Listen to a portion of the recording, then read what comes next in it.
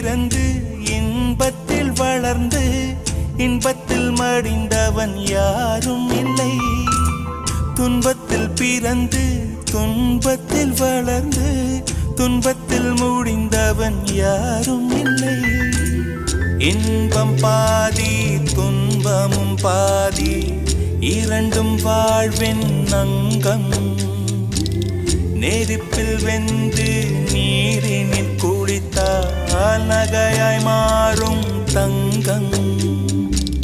தோல்வியும் கொஞ்சம் வேண்டுமடி, வெற்றிக்கு அதுவே எணியடி.